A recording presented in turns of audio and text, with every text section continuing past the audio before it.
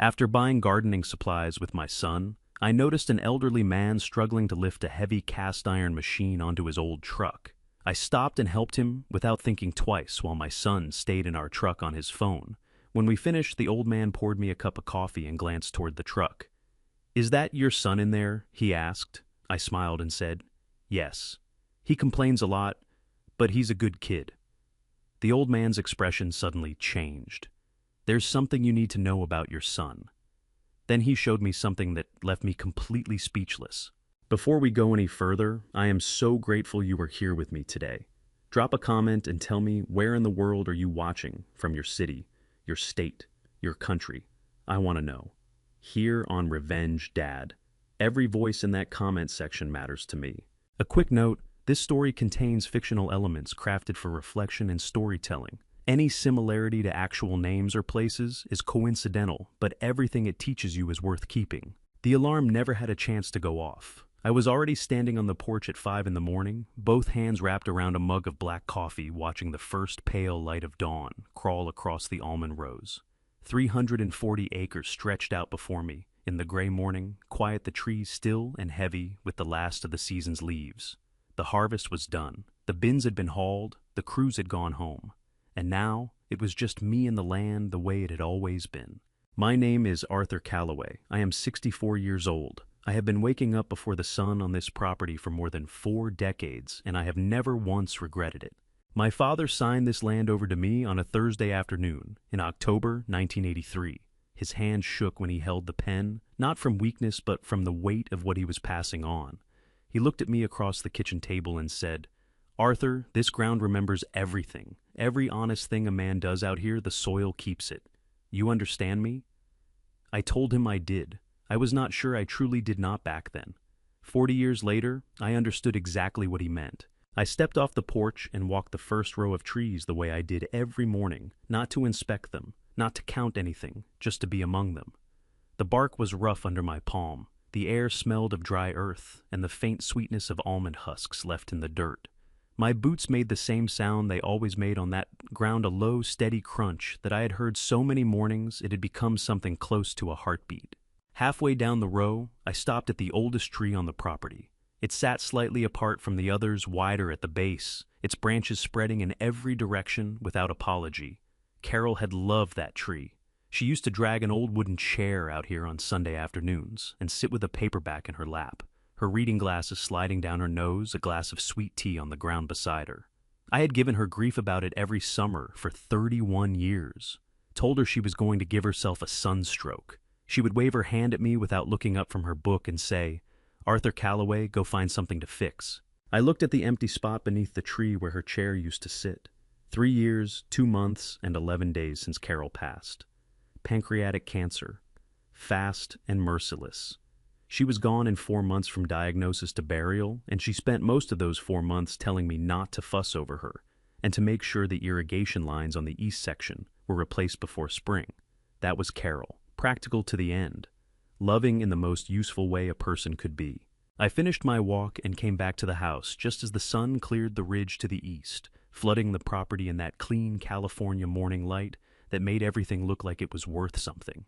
I refilled my coffee, sat down at the kitchen table, and opened the farm ledger the way I did every morning, checking the numbers, cross-referencing the accounts, keeping my hands busy so my mind would not wander somewhere I did not want it to go.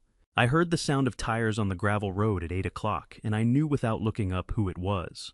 Michael's truck, a clean dark blue pickup that had never hauled a single bale of hay in its life, pulled up alongside the house. My son climbed out wearing pressed khaki trousers and a collared shirt with the sleeves rolled up exactly 2 turns. He was carrying a coffee cup from the drive-through place in town. He grinned when he saw me through the kitchen window, and I felt something warm stir in my chest, despite myself. He was my boy. Whatever else was true, he was my boy. "Morning, Dad," he said, letting the screen door bang behind him. He pulled out the chair across from me and sat down, setting his cup on the table with a small plastic sound. "You sleep at all?" "Enough," I said. "You say that every time." He shook his head, but he was still smiling. "Sandra sent you something." He reached into the paper bag he had carried in and slid a foil-wrapped package across the table. "She made her cornbread last night, Said you looked thin the last time she saw you. I picked up the package. It was still warm. Sandra had a talent for that kind of thing, showing up at the right moment, with food still hot from the oven, asking about my blood pressure, reminding me to call the doctor. In the 3 years since Carol passed, she had filled in small corners of the quiet that I had not even realized needed filling. I had told Michael more than once that he had married well. He usually agreed with a confidence that, looking back, I should have examined more carefully. "Tell her thank you," I said. "Tell her yourself. She's coming by Sunday." He drummed his fingers lightly on the tabletop, a habit he had since childhood, that nervous little rhythm he did when he was working up to something. "Actually, Dad, that's part of what I wanted to talk to you about." I looked at him over the rim of my mug. "What is it?" Michael reached down beside his chair and lifted a leather document bag onto the table. My stomach tightened at the sight of it. Not a dramatic feeling, just a small, quiet pressure, the kind your gut sends up when something is about to change and your body knows it before your brain does. He unzipped the bag and pulled out a stack of papers, maybe half an inch thick, held together with a black binder clip. He set them on the table between us, with the careful deliberateness of a man who had rehearsed the moment. "I've been doing some research," he said, keeping his voice easy and low, the way you talk to someone you are trying not to alarm, "about how some families handle things when the property gets to a certain size, when one person is managing everything alone." He pushed the papers an inch closer to my side of the table. "I just want to make sure you're protected, Dad. That's all. This is about taking care of you." I did not touch the papers. I looked at my son's face, that familiar face, Carol's forehead, and my jaw, the same dark eyes both of them had, and I felt the warmth in my chest shift into something else, something I could not name yet, something I did not want to name. "We can talk about it," Michael said, his fingers still tapping their quiet rhythm on the table. "No rush, I just want what's best for you." Outside, the morning light moved across the almond rows, bright and indifferent, the same as it had always been. I wrapped both hands around my coffee mug and did not say anything yet. I have spent 40 years reading land. I can look at a row of almond trees and tell you which ones are stressed before the leaves show it. I can feel in my knees when the water table is dropping. I can smell rain coming in off the Sierra Nevada foothills 3 hours before the first cloud appears. The land taught me to pay attention to the small things, the quiet signals, the details that most people walked right past. Sitting across from my son that morning, I felt the same thing I felt when a section of irrigation line was about to fail. A low, persistent wrongness I could not yet point to. Not fear exactly. Just the particular discomfort of a man who knows something is off but cannot yet prove it. Michael smoothed the top page of the stack with his palm, a slow, deliberate gesture, and looked up at me with an expression I had seen him use since he was a teenager, calm, reasonable, the face of a man who had already decided how the conversation was going to end. "Dad, I want you to hear me out before you say anything." He started leaning forward with his elbows on the table. "The farm did well this year. Nobody's saying it didn't. But you've been managing this place alone for 3 years now, and it's a lot. 340 acres is a lot for one man." "I managed it before your mother got sick," I said, "with her helping without her helping. I know this land." "I know you do." He held up both hands, palms out, the universal gesture of, "I am not attacking you." "That's not what this is about. This is about what happens if something goes wrong. What happens if you have a health issue, or there's a legal dispute, or the bank needs a signature and you're not able to get to town." He tapped the papers again. "This is just a safety net, a formality." I looked down at the document in front of me. The language on the first page was clean and careful, phrases like financial management assistance and designated representative and acting in the best interests of the principal. Michael had not used the word conservatorship once. I noticed that. "Who drew these up?" I asked. "A lawyer in Fresno. Good firm. I've used them for my business." He picked up his coffee cup and leaned back in his chair, crossing one ankle over his knee. Relaxed. Too relaxed for a man asking his father to sign over financial control of a $4 million property. Sandra looked them over too. She said everything's standard. The mention of Sandra steadied something in Michael's voice, like invoking a trusted name to borrow its credibility. "I'm not signing anything I haven't read," I said. "Of course not." He nodded right away, too quickly, I thought. "Take all the time you need. Read every word. I'm not in a hurry." He smiled at me, and it was a good smile, a warm smile, the smile my boy had been giving me since he was 4 years old and wanted a second piece of pie. I just want to take care of you, Dad. You deserve to rest. You've earned it. That word rest landed in my chest with a dull weight. I thought about the irrigation failure on the east section in April, the pump that seized up 3 weeks before the harvest, the 2 delivery contracts that had been canceled for reasons the buyers could not clearly explain when I called them. Each one of those things had felt like bad luck at the time. Each one of them had been followed by Michael saying some version of the same sentence, "You can't keep doing this alone." Dad, I had believed him. That was what made my throat tighten now, sitting at that kitchen table with the morning light coming through the window and the papers spread out between us. I had believed my own son when he told me I was failing. I pulled the stack toward me and picked up the pen from beside the ledger. The pages were dense with language, but I read them the way my father had taught me to read any contract, slowly aloud in my head, not moving on until each sentence made sense. On page 4, I found the clause that made the muscles in my jaw go tight. A section granting Michael authority to make binding financial decisions on behalf of the principal myself, in matters including but not limited to banking, property management, and asset transfer. Asset transfer. My hand tightened around the pen until I could feel the seam of it pressing into my fingers. Michael, I said carefully, keeping my voice level. This clause on page 4, this gives you the right to transfer assets. That means the land. He leaned forward again, his forearms back on the table. It's just a legal formality, Dad. Standard protective language. It doesn't mean I would ever... I know what it means, I said. I've been signing contracts since before you were born. Something moved across his face, quick, gone before I could name it. Then the smile came back softer this time, with just enough hurt in it to make a father feel like he had been unfair. Dad, I'm your son. I would never do anything to hurt you or this farm. Mom built this place with you. You really think I'd let anything happen to it? My grip on the pen loosened. Carol's name did that. It always did. I looked up at the photograph on the kitchen wall, Carol and me, on the day we planted the first row of trees, both of us young and squinting into the sun, her hair blowing sideways in the valley wind. She was grinning like she had just been handed the best gift of her life. I looked back down at the paper. I turned to the signature page. I placed the pen against the line, and then my phone rang. The sound hit the kitchen like a stone dropped in still water. I pulled the phone from my shirt pocket. The name on the screen was Dale Hutchins, an almond broker I had worked with for 11 years, a steady, unhurried man who only called when he had something worth saying. I set the pen down on the table. I need to take this, I said. Michael's fingers stopped their tapping. He looked at the pen lying on the signature page, and for just a fraction of a second, so brief I almost missed it, his expression went somewhere cold and flat. Then it was gone, replaced by that easy, patient smile. Sure, Dad, he said. I'll wait. I stood up from the table, walked to the back door, and pushed it open into the morning air. Dale's voice came through the line, warm and familiar, talking about pricing for next season's contract. I answered his questions and asked a few of my own, and while I talked, I could feel something settling in my gut.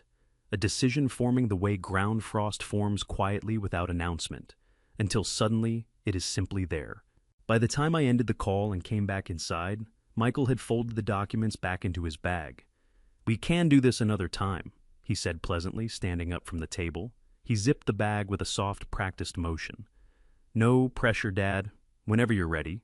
He left 20 minutes later, his truck crunching back down the gravel drive, and I stood at the kitchen window and watched until the dust settled. Then I sat back down at the kitchen table, opened the farm ledger, and stared at the columns of numbers without seeing them. Something was wrong. I did not know what yet, but I had spent 40 years learning to trust the feeling. I want to tell you something my father told me when I was 19 years old, and had just watched a late frost wipe out 6 acres of young trees overnight. I was standing at the edge of the field, with my hands hanging at my sides, staring at the blackened blossoms, feeling like the ground had been pulled out from under me. My father walked up beside me, looked at the damage for a long moment, and then said, "Arthur, the land doesn't lie to you. It shows you exactly what happened and exactly why. People are the ones who hide things." I did not understand what he meant that morning. Standing in that kitchen after Michael's truck disappeared down the driveway, I finally did. Because when I sat down and forced myself to think clearly, not as a father, but as a man who had been running a business for 4 decades, I realized that the past 8 months had been telling me something. I had just been too willing to believe a different story. Let me take you back. It started in February, the kind of cold gray Central Valley morning when the fog sits so low you cannot see past the first row of trees. I came out to check the irrigation system on the east section and found the main control valve had seized, not worn out, seized. The kind of failure you get when someone forces a mechanism past its limit. I spent 3 days and $1,100 getting it repaired, and by the time the water was running again, 2 acres of young trees had taken enough stress to affect their yield for the season. Michael showed up the afternoon the repair crew left. He stood at the edge of the damaged section with his arms crossed and shook his head slowly. "Dad, this is exactly what I've been worried about," he said, his voice dropping low and heavy with concern.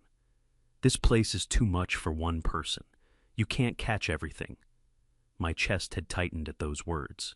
Not because I was angry, because some part of me had believed him. Then came the harvester.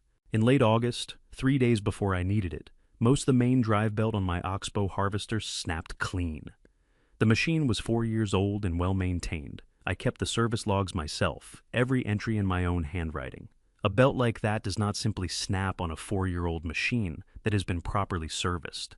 But I could not prove anything, and the repair cost me 2 days of harvest time and close to $4,000. Michael was there for that one too. He had a habit of appearing right after things broke. "Dad," he put his hand on my shoulder, and I remember how heavy it felt. "You're 64 years old. There's no shame in letting someone help carry this." Then the contracts. 2 of my long-standing buyer's men I had shaken hands with across grain bins and tailgates for better than a decade called within the same week to say they were canceling their orders for the season. Both of them were apologetic but vague. Administrative issues, they said. Paperwork problems on their end. When I pressed them, they could not give me a clear answer.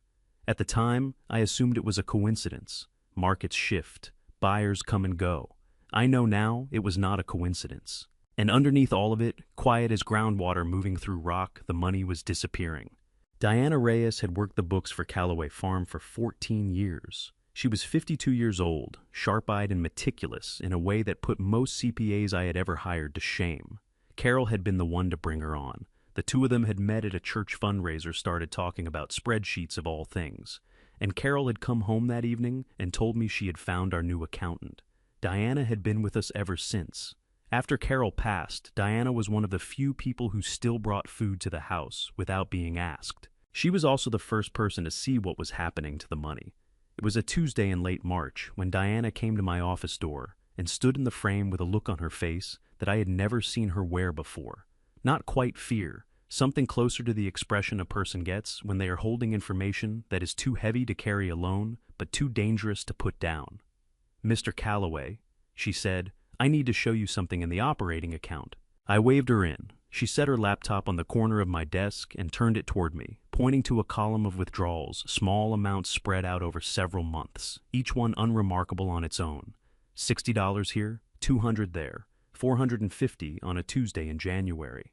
Each one of these cleared with the secondary authorization signature. Diana said, her finger tracing the entries. The one Mr. Michael was given last fall for operational expenses. I leaned forward and looked at the numbers. "How much total?" Diana pressed her lips together. Her hands, I noticed, were gripping the edge of the desk hard enough to whiten her knuckles. "As of this week, $87,000, across 23 separate transactions over 18 months. The number landed in my gut like a stone dropped into deep water. I sat back in my chair. $87,000. Gone in pieces small enough not to trigger any automatic alerts spread across 18 months, so that no single month looked alarming. "Diana," I said carefully, "have you mentioned this to anyone else?" Her jaw tightened. She shook her head quickly, too quickly. There was something behind her eyes that I could not read yet, something that looked like guilt layered over fear. "No," she said. "Not yet." I told her I needed time to look into it before we did anything. I told her to keep the information between us for now. She nodded and closed her laptop and picked it up from my desk. And when she walked back toward the door, her shoulders were drawn up around her ears like a woman bracing against cold wind. What I did not know, what I would not learn until much later, was that Diana had already tried to tell me once before that conversation ever happened. In April, she had written me a letter. A handwritten letter, 2 pages setting out everything she had found in the accounts and what she believed it meant. She had folded it carefully, addressed the envelope to me by name, and walked it down to the mailbox at the end of the farm road herself. She had waited 2 weeks for me to call. I never called, because I never saw the letter. What Diana also did not tell me that Tuesday, what she could not bring herself to say yet, was that she had spent the past 3 weeks quietly copying every suspicious transaction record onto a small USB drive that she carried home in the inside pocket of her jacket every evening. She had not deleted anything. She had not altered anything. She had simply made sure that whatever happened next, the truth would still exist somewhere, that Michael could not reach it. 3 weeks after Diana came to my office, I was sitting at the kitchen table staring at the same ledger I always stared at, and I thought about the irrigation valve, the harvester belt, the canceled contracts, the $87,000. I thought about my father's voice on that frost-killed morning 45 years ago. The land doesn't lie to you. People are the ones who hide things. My hands tightened around the edge of the table until the wood bit into my palms. I had been lied to. I just did not know yet by how much. 2 days after Michael's visit, life did what it always does. It kept moving, whether I was ready or not. Michael called Thursday morning and asked if I wanted company on a run to Hendrick's Farm Supply on the south edge of town. I needed potting mix, a new set of grafting knives, and 2 replacement sprinkler heads for the nursery section. He offered to drive. I said yes, the way a man says yes to things he is still trying to feel normal about. We did not talk much on the way out. Michael had the radio on low, some talk station out of Fresno that he liked, and I watched the valley roll past the passenger window. The fields on either side of the highway were already turning, the summer crops gone, the soil dark and resting. I have always loved the valley in late September. There is an honesty to it, everything stripped back, nothing pretending to be more than it is. I looked at Michael's hands on the steering wheel. They were smooth, clean, the hands of a man who worked with a keyboard and a phone. I thought about my own hands, the split knuckles, the calluses built up over decades, the scar on my right palm from a grafting knife that slipped when I was 26. I thought about my father's hands, and I wondered not for the first time where the distance between a father and a son begins. We got what we needed at Hendrick's and loaded the truck bed without much conversation. On the drive back, we took the county road instead of the highway, out of habit on my part, the way I always came home past the older properties with their weathered barns and hand-painted mailboxes. That was when I saw him. He was pulled off on the gravel shoulder about a quarter mile ahead, an older man, heavyset, wearing a faded denim shirt and a John Deere cap. His truck was a battered white Ford from the early 2000s with a rusted flatbed, and sitting on the ground behind it was a cast iron table, saw that had to weigh the better part of 200 pounds. The man had both hands under the base of it, his boots planted in the gravel, and every line of his body said he had been fighting that machine for a while and losing. "Pull over," I said. Michael glanced at me. "Dad, pull over, Michael." He slowed the truck and eased it onto the shoulder. I had the door open before we fully stopped. The man heard me coming and straightened up, one hand pressed to the small of his back, his face red from the effort. He looked to be in his early 70s with a broad, weathered face and pale blue eyes that took me in with a quick, measuring look. "You look like you could use another set of hands," I said. He let out a short breath that was almost a laugh. "My neighbor was supposed to come help me load this thing an hour ago. His wife called some kind of kitchen emergency, apparently." He shook his head and stuck out his hand. "Henry Briggs. Arthur Calloway." I shook it. His grip was firm, the grip of a man who had worked with his hands his whole life. "What are we dealing with?" 1968 Rockwell table saw. Cast iron top, cast iron base. I bought it off an estate sale this morning. He patted the machine with obvious affection. "They don't make them like this anymore. Thing'll outlast both of us." I crouched down and got my hands under the base beside his. The iron was cold and rough under my palms. "On 3, I said. "Let your legs do the work, not your back." Henry nodded. We counted and we lifted. The weight was immediate and serious, the kind that travels straight up your spine and reminds you that you are 64 years old. But I planted my feet and drove upward, and Henry matched me, and together we walked the saw to the tailgate, tilted it, and slid it onto the truck bed with a solid, satisfying clang of iron on steel. Henry straightened up and pressed both hands to his lower back, wincing but grinning at the same time. "Well," he said, "that would have taken me another hour by myself, maybe 2. He reached behind the seat and pulled out a dented thermos. "Coffee?" "Sure," I said. He poured 2 cups the caps of the thermos used as mugs and handed one to me. It was strong and slightly overbrewed, and exactly what I needed. We stood in the thin morning sun on the gravel shoulder, and for a moment neither of us needed to say anything at all. Then Henry looked past me toward Michael's truck. Michael was still in the driver's seat. Through the windshield I could see the blue glow of his phone screen. Henry watched for a moment. Then he looked back at me with those pale blue eyes, and something in his expression shifted, a subtle tightening around the corners, the look of a man turning something over in his mind. "That your son in the truck?" he asked. I felt the familiar warmth move through my chest. "That's him," I said. "He's a good kid, just not much for heavy lifting." I meant it as a joke. It came out sounding truer than I intended. Henry nodded slowly. He looked down at his coffee cup. "Mr. Calloway," he said, "I need to ask you something, and I need you to hear me out before you say anything." The warmth in my chest shifted. "There's something you need to know about your son. Before I tell you what Henry handed me that morning, and I promise you, nothing could have prepared me for it, drop the number 5 in the comments right now so I know you are still with me, because what comes next changed everything." Quick reminder, this story contains some fictional elements woven in for depth and reflection. If that is not your kind of storytelling, no hard feelings, you can step away right here. But if you are staying, hold on tight. The gravel crunched under my boots as I shifted my weight. Henry was not looking at me anymore. He was looking down at the coffee cup in his hand, turning it slowly between his palms, the way a man does when he is choosing his words with the kind of care that does not come naturally to him. His jaw was set. The easy, weathered openness he had carried through the whole business of loading the saw was gone, replaced by something heavier. I felt the warmth drain out of my chest, the way heat leaves a room when someone opens a door in January. "Mr. Briggs," I said, keeping my voice steady. "Whatever it is, just say it straight." Henry looked up at me. Those pale blue eyes were serious in a way that made my stomach clench hard. "I have a habit," he said slowly. "Before I buy any piece of equipment, I video the condition of it. The whole thing, top bottom, every surface. Protects me from disputes later. Seller says I scratched it. Loading up, I've got proof of what it looked like before I touched it."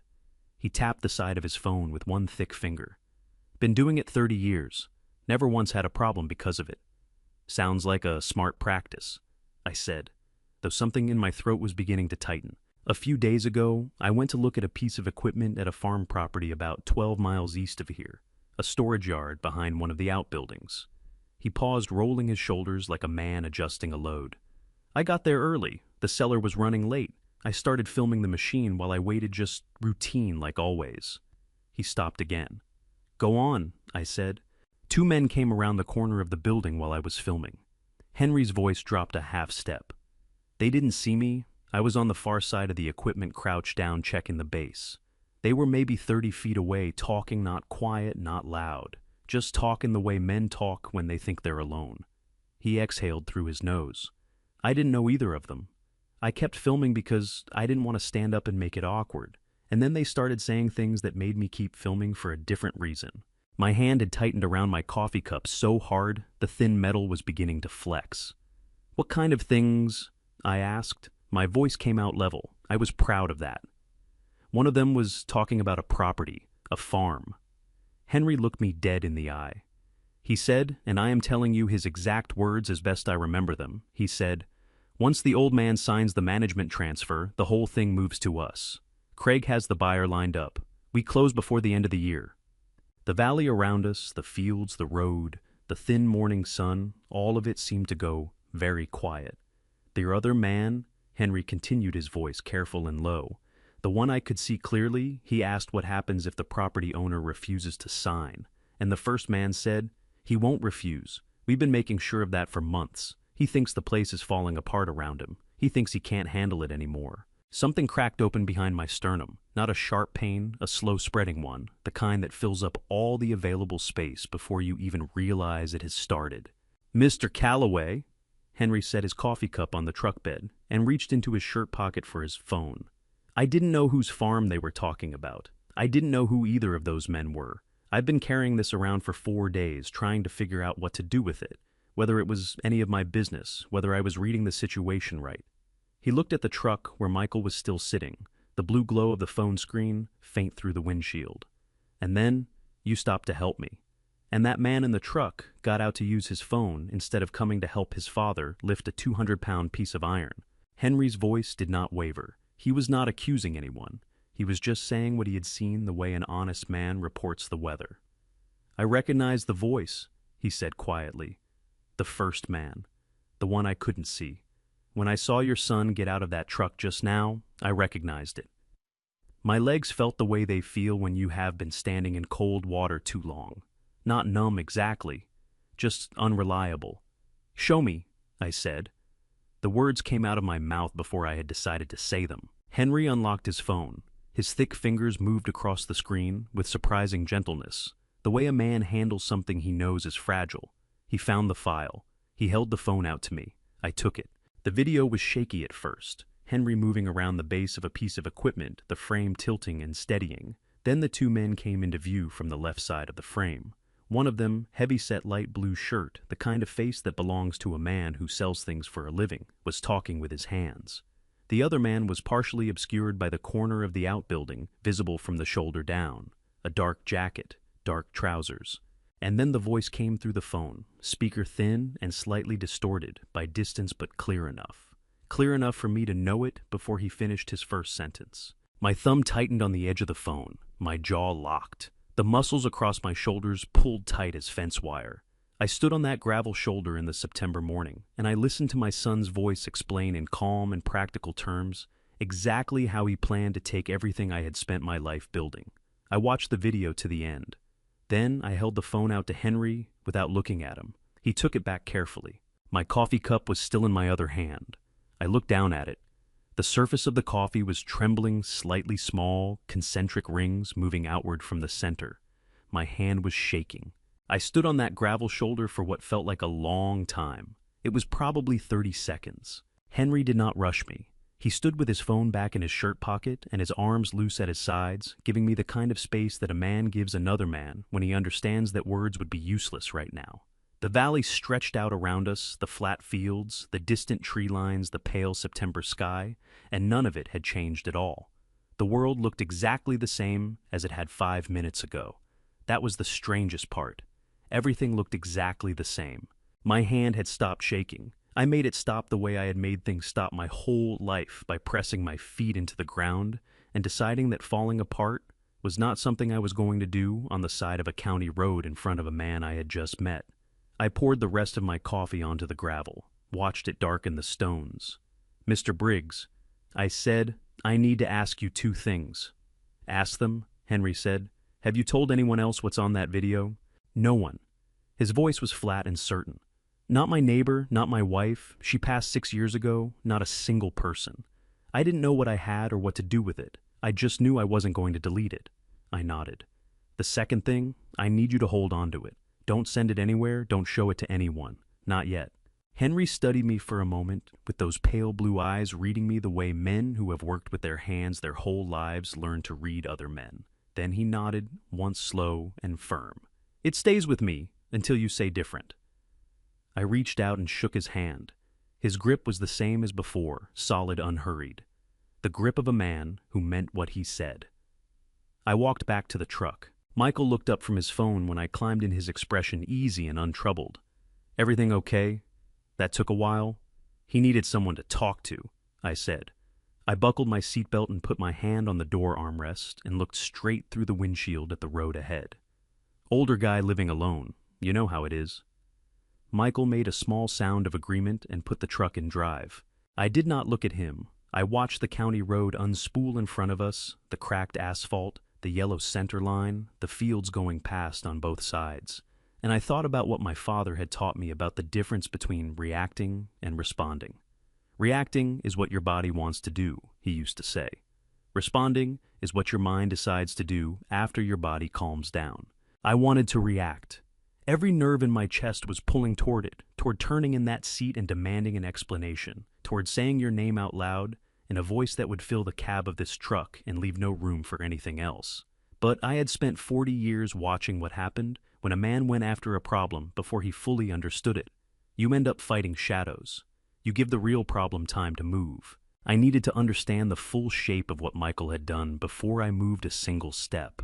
The farm came into view around the last bend. the main house first, then the equipment barn, then the long rows of almond trees catching the noon light. Home. 40 years of my life laid out across 340 acres of Central Valley soil. Every fence post set by my hands. Every irrigation line mapped in my head. Michael pulled up alongside the house and cut the engine. "I've got some calls to make this afternoon," he said, already reaching for his door handle. "But I can come back for dinner if you want company." "I'm fine," I said. "Go do what you need to do." He got out. I sat in the passenger seat and watched him go around to the truck bed to unload the supplies we had bought. He worked efficiently without wasted motion. He carried the bags to the porch, set them down neatly, and pulled out his phone before he had even straightened back up. I watched my son standing on my porch, looking at his phone, with his back to the fields his grandfather had cleared, and his grandmother had planted, and his mother had loved every day of her adult life. My jaw tightened until I could feel it in my back teeth, but I did not move. I did not say a word. When Michael's truck finally pulled back down the driveway, and the sound of his engine faded out onto the county road, I sat in that passenger seat for another full minute, just breathing, letting the silence of the farm settle around me the way it always did when I needed to think. A farmer who yells at his crops does not get a better harvest, my father had told me once. He just gets a sore throat. I climbed out of the truck and walked to the house. I had work to do, the kind that needed to be done quietly, carefully, and without anyone knowing it had started. I had spent 40 years building this place one honest day at a time. I was not going to lose it because I let anger move faster than my thinking. That evening, as the sun dropped behind the ridge and the almond rows fell into long shadow, I sat down at my desk in the small office off the main hallway and I pulled open the bottom drawer, the one with the old files, the contracts, the deeds, the bank records going back 20 years. I did not know yet exactly what I was looking for, but I knew I was going to find something. And when Michael's truck came back up the driveway just after dark, his headlights sweeping across the kitchen window, I closed the drawer, walked to the kitchen, and put the kettle on. He stepped through the back door with that easy smile, the one I had trusted my entire adult life. "Thought I'd stay for dinner after all," he said. "That okay." I turned from the stove and looked at my son's face. "Of course it is," I said. "Sit down, I'll make something." We ate at the kitchen table the way we always did. I made the same thing I made when I did not have the energy to think about food. Pan-fried pork chops, canned green beans, cornbread from the pan Sandra had sent earlier that morning. Michael ate well. He talked about a business contact in Sacramento, about a property investment he was considering up in the foothills, about whether I had thought any more about getting a newer tractor. I listened and answered and passed the salt when he asked for it. I have been told I have a good poker face. Carol used to say it was my most infuriating quality. She said she could never tell when I was upset about something until I had already decided what to do about it. I always took that as a compliment. She did not always mean it as one. That night, sitting across the table from my son, I was grateful for it. Because every time Michael looked up from his plate, what he saw was his father eating pork chops and listening to him talk about Sacramento. What he did not see was the thing running underneath the cold, methodical part of my mind that was already moving through the problem, the way I moved through a broken irrigation system, tracing the lines, finding the source, figuring out exactly where the damage was before I touched anything. Michael left at 9:30. He hugged me at the door, a real hug, both arms the kind he had given me since he was small, and told me he would call tomorrow. I told him to drive safe. I stood on the porch and watched his taillights disappear down the farm road. And then I stood there a little longer in the dark, listening to the almond trees and the night wind. Then I went inside and got to work. The office off the main hallway was small, barely big enough for the old oak desk, a 2-drawer file cabinet, and the chair I had been sitting in for 30 years. The walls were stacked with binders, accordion folders, and flat boxes of documents going back to the 1980s. Carol had always threatened to organize it properly. I had always told her it was already organized in my head, which was the only filing system that mattered. She had found that considerably less amusing than I did. I sat down at the desk and pulled out the bottom drawer. I started with the bank records. I pulled 12 months of operating account statements and laid them out across the desk in order January through present, and went through each one line by line with a yellow highlighter. Every withdrawal tied to the secondary authorization signature that Michael had been granted. Every amount. Every date. Diana had already shown me the pattern, but seeing it laid out on paper with my own hands made something tighten in the back of my throat that I had to swallow down hard.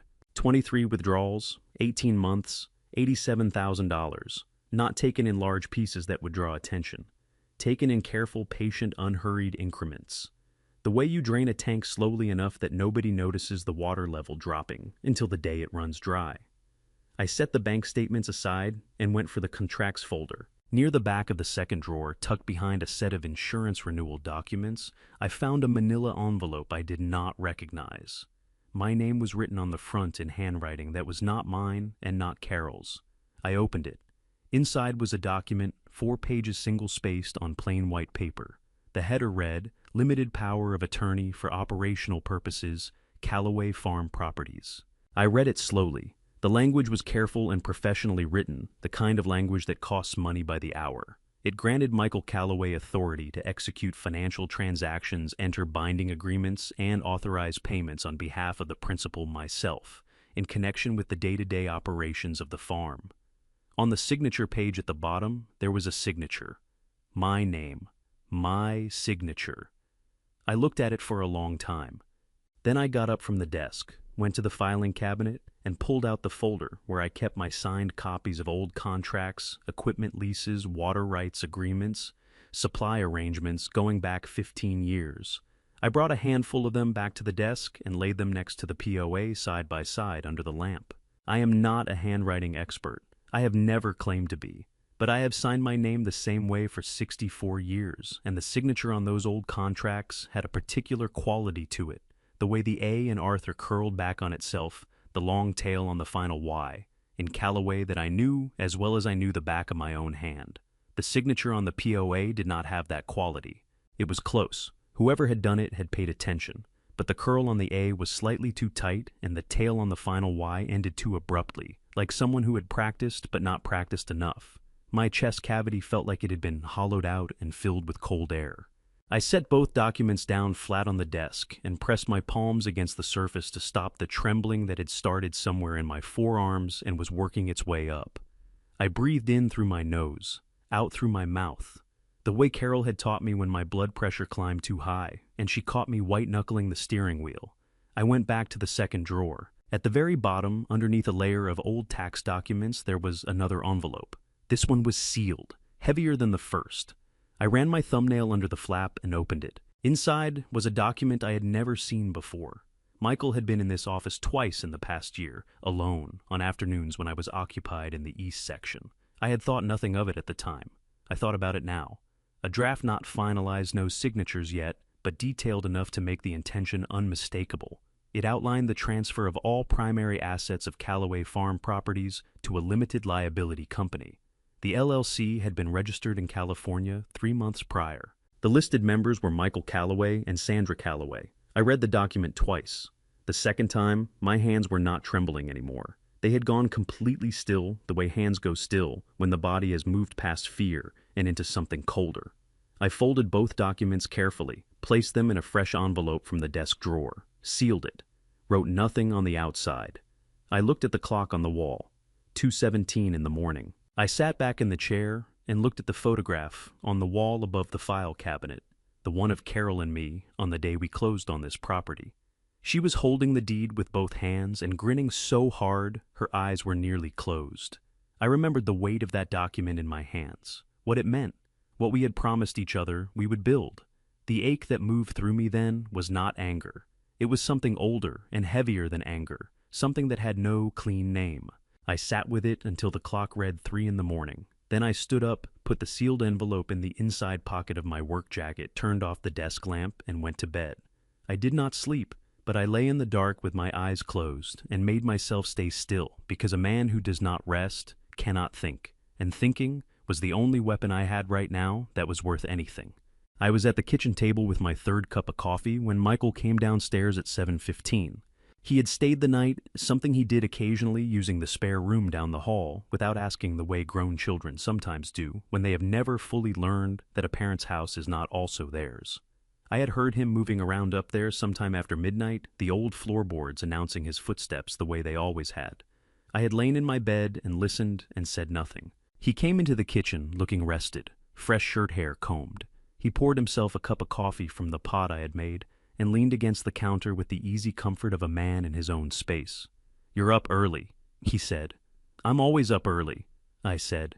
He smiled at that. He drank his coffee and checked his phone, and told me he had a meeting in Fresno at 9 that he could not push. He rinsed his cup in the sink. Carol had drilled that into him at least, and picked up his keys from the hook by the door. "I'll call you tonight," he said. "Drive safe," I said. I sat at that table and listened to the sound of his truck starting the tires on the gravel, the engine fading out onto the county road. I counted to 60 after the sound disappeared completely. Then I got up, went to the office, took the sealed envelope from the inside pocket of my work jacket and carried it to the kitchen table. I sat back down. I opened the envelope and spread both documents flat, the POA with the questionable signature and the LLC draft, with Michael and Sandra's names printed clean and certain at the bottom. I looked at them in the morning light, which was cleaner and more honest than the desk lamp had been at 2 in the morning. They looked exactly the same as they had looked then. I picked up my phone and called Warren Hodge. Warren had been my attorney for 19 years. He had handled the water rights dispute with the neighboring property back in 2007, the equipment financing agreements, Carol's estate paperwork after she passed. He was 61 years old, methodical in a way that sometimes drove people who wanted fast answers completely out of their minds, and absolutely the right person to call when you needed someone who would not move until he understood every inch of the ground he was standing on. He picked up on the third ring. "Arthur," he said, "it's early." "I know it is," I said. "Warren, I need you to listen to me carefully, and I need you to not say anything until I finish. Can you do that?" A pause. "Go ahead." I told him everything. The video Henry had recorded, the $87,000 Diana had found across 23 withdrawals, the POA I had found in my own filing cabinet with a signature that did not match any version of my name I had ever written, the LLC draft with the transfer language and Michael and Sandra's names on it. I spoke slowly and without emotion, the way I had learned to report problems on the farm, just the facts in order without editorializing. When I finished, Warren was quiet for a moment. Then he said, "Arthur, how certain are you that the signature on the POA is not yours?" "I've been signing my name the same way for 64 years, I said. "The A curves back on itself. The tail on the final Y runs long. Whatever is on that document does neither of those things correctly. You understand, I can't make a determination based on your assessment alone." "I know that," I said. "I'm not asking you to. I'm asking you to tell me what we're dealing with and what we need to do next." Another pause. Longer this time. I could hear Warren breathing on the other end of the line, slow, deliberate the way he breathed when he was organizing his thoughts into the careful architecture he built before he said anything important. "All right," he said finally. "If the signature is forged, and I want to be very precise here, Arthur, because the word matters, what you are describing constitutes forgery under California Penal Code, Section 470. That is a felony. And combined with the unauthorized withdrawals from your operating account, we are looking at elder financial abuse under the California Welfare and Institutions Code, Section 15610.30. That is also a felony. Each of those charges carries potential state prison time." The kitchen was very quiet. "The LLC draft," Warren continued, "even unsigned constitutes evidence of premeditated intent. A prosecutor would call it a conspiracy document." He paused again. "Arthur, I need you to bring everything you found, the POA, the LLC draft, the bank statements to my office today. I also need you to not confront Michael. Not yet. Do you understand me?" "I understand you," I said. "And the man with the video, Henry Briggs, you trust him?" "I do," I said, and I meant it the way I meant very few things. "We'll need him, but we will get to that." Warren's voice shifted slightly, still measured, still careful, but with something underneath it that I recognized as controlled urgency. "Arthur, I want to ask you something directly, and I need a straight answer. Ask it. How long do you think this has been going on?" I looked down at the bank statement spread across the kitchen table. 23 entries, 18 months. A pattern so patient and deliberate, it made something twist hard in the center of my chest. "At least 18 months, I said. "Possibly longer." Warren exhaled slowly on his end of the line. "Okay," he said. "Come in at 11. Use the side entrance on Mariposa. Don't bring anyone with you and don't tell anyone you're coming." "There's someone else," I said. "My accountant, Diana Reyes. She found the withdrawals before I did. She may have more. Bring her in separately, Warren said. This afternoon if she's available. I'll clear my schedule. He paused one more time. Arthur, I am sorry. Whatever we find, I am sorry you are dealing with this. I looked at the photograph of Carol on the kitchen wall. The one from the day we closed on the property, her holding the deed with both hands and grinning like she had just been handed the world. My throat tightened so sharply I had to set the phone down on the table for a second and press the back of my hand against my mouth. Then I picked it back up. Don't be sorry yet, I said. Let's just find out what we're dealing with first. I ended the call. I gathered both documents back into the envelope, sealed it again, and slid it into the inside pocket of my jacket. Then I picked up my phone one more time and found Diana Reyes in my contacts. My finger hovered over her name. I thought about what Warren had said. I thought about the $87,000. I thought about the signature that was almost mine, but not quite mine, practiced careful patient. The work of someone who had stood close enough to me to study the way I wrote my own name. I pressed call. It rang twice before Diana picked up. Her voice was careful in a way that told me she had been waiting for this call for longer than I had known to make it. Mr. Calloway, she said. Diana, I said. I need to see you this morning, not at the farm, somewhere else. A beat of silence. Then very quietly, I know, she said. I've been waiting for you to ask. We met at a diner called Rudy's on the west side of town. It was the kind of place that had been there since before I was born. Red vinyl booths, a long counter with spinning stools, a pie case beside the register that was always half empty by 8 in the morning. Carol and I used to come here on Saturday mornings, when Michael was small, back when Saturday mornings were slow and unhurried and full of the ordinary kind of happiness that you never think to be grateful for until it is gone. I got there first. I took the booth in the back corner, the one farthest from the windows, and ordered coffee from a waitress who did not ask my name or make conversation, which was exactly what I needed. Diana came in 7 minutes later. I had known Diana Reyes for 14 years, and in that time, I had seen her in every kind of professional situation, budget meetings, audit reviews, the long tense weeks when the harvest numbers came in, lower than projected, and we had to restructure the operating line of credit. I had never once seen her look the way she looked, walking across that diner toward me. Her face was the color of old chalk. The leather portfolio she always carried was pressed against her chest with both arms like a woman holding something she was afraid someone might take from her. Her eyes found mine across the room, and what I saw in them was not just fear. It was the particular exhaustion of someone who has been carrying a weight alone for so long that they have forgotten what it felt like to stand up straight. She slid into the booth across from me. The portfolio stayed on the table in front of her, both hands flat on top of it. I don't know where to start, she said. Her voice was low and unsteady in a way I had never heard from her before.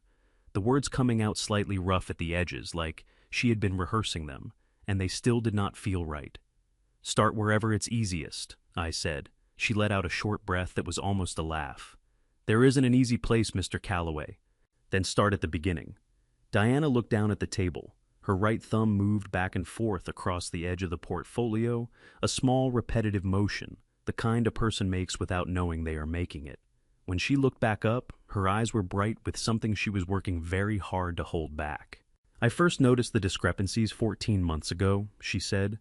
Small amounts like I showed you, but the pattern was clear to me within the first 3 months of watching it. Someone with authorization access to the operating account was making systematic withdrawals in amounts small enough to avoid triggering the bank's automatic review threshold. She paused. I knew it was Mr. Michael. The secondary authorization was his. There was no one else it could have been. Why didn't you come to me then? I kept my voice level. I was not accusing her. I genuinely needed to understand. Diana's jaw tightened. Her thumb stopped moving. Because he came to me first. The coffee cup in my hand went very still. About 11 months ago, she continued, her voice dropping lower. Mr. Michael came to my office, alone. He closed the door. She swallowed. He told me that he had reviewed some of the older operational records and that there were several documents I had countersigned that could be considered irregular. He said the authorizations were unclear and that if anyone looked closely, it might appear that I had been approving transactions without proper oversight. Her throat moved as she swallowed again. He said he was not accusing me of anything. He said he was just making sure I understood the situation clearly. The anger that moved through my chest then was not the cold, controlled kind I had been carrying for the past 24 hours. It was hot and immediate, and I had to set my coffee cup down on the table to keep my hand from shaking. "He threatened you," I said. "He never used that word." Diana's voice cracked on the last syllable, and she pressed her lips together hard for a moment before continuing. "He was very careful about that. He never said anything that could be repeated as a direct threat. He just made sure I understood that if I raised questions about the account, questions would be raised about me." She looked at me with those exhausted eyes. "I did not have the money for a lawyer, Mr. Calloway. I did not understand enough about the law to know whether I had actually done something wrong or not. I was scared, and I am ashamed of that, but it is the truth." "Diana." I waited until she looked at me. "You did not do anything wrong. What he did to you has a name. It is called coercion, and it is going to be part of what we bring to the attorney's office this morning." Something moved across her face, loosening the way a fist opens when the thing it has been holding is finally set down. Her eyes filled, and 2 tears ran down her face before she could stop them. She pressed the back of her hand against her cheek with a sharp, almost angry motion, like she was frustrated with herself for crying. "I tried to tell you," she said. "In April, I wrote you a letter." I leaned forward slightly. "I never received a letter, Diana." She nodded a small, tight movement. "I know that now. I put it in the mailbox at the end of the farm road myself. I addressed it to you by name." Her voice went flat in the particular way that voices go flat when a person has had a long time to process something that still makes them want to put their fist through a wall. "I waited 2 weeks. You never called. I convinced myself that maybe I had made a mistake. Maybe the amounts could be explained. Maybe I was seeing a pattern that was not there." She exhaled slowly. "I told myself a lot of things over those 2 weeks. The image of Michael standing at the farm road mailbox, which I had not witnessed, but which I now understood with absolute certainty had happened, moved through my mind with a clarity that made my back teeth clench. "Did you keep a copy?" I asked. Diana reached into the portfolio. She removed a piece of paper that had been folded into quarters and handled enough times that the creases had gone soft and the edges were beginning to feather. She placed it on the table between us and smoothed it flat with her palm. 2 pages handwritten in the small, careful script I recognized from 14 years of margin notes on budget documents. "I always keep copies," she said quietly, "of everything." I looked at the letter. I did not read it. Then I did not trust my hands to hold the page steadily enough. I just looked at it. 2 pages that had been sitting in Diana's possession for 6 months, waiting for me to ask the right question.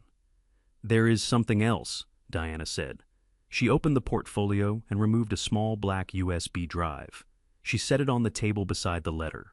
"Every transaction record going back 20 months, she said.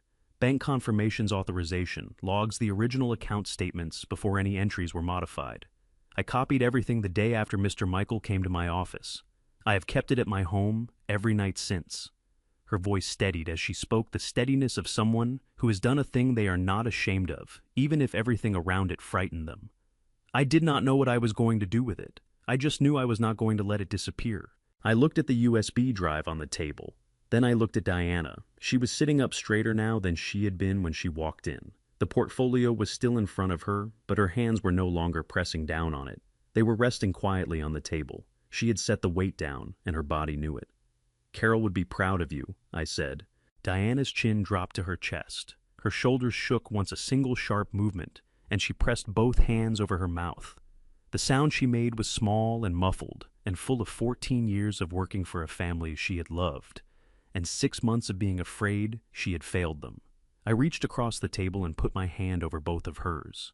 We stayed like that for a moment, a 64-year-old farmer and a 52-year-old accountant in the back booth of a diner on the west side of Fresno, with a USB drive and a 6-month-old letter between them and a very long morning still ahead. Then I said, "We have an 11 o'clock at Warren Hodges' office. Can you make it?" Diana pulled her hands back, straightened her spine, and picked up the USB drive from the table. She held it out to me.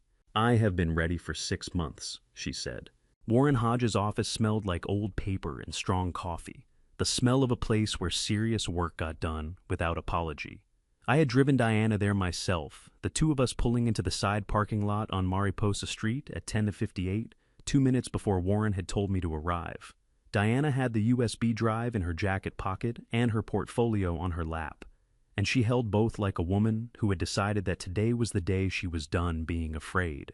Warren was already at the head of the conference table when we walked in, sleeves rolled to the elbows, yellow legal pad open, 3 pens lined up parallel to each other along the right edge of the table, the way a man organizes small things when he is preparing to deal with large ones. He stood when we came in, shook my hand, shook Diana's, and gestured to the chairs across from him. "Sit down," he said. "We have work to do." We spent 11 hours there on the first day.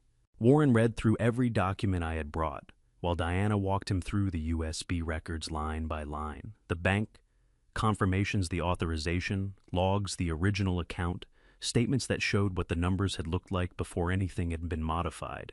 She spoke clearly and without hesitation, her voice carrying none of the trembling I had heard at Rudy's diner that morning. She was in her element now.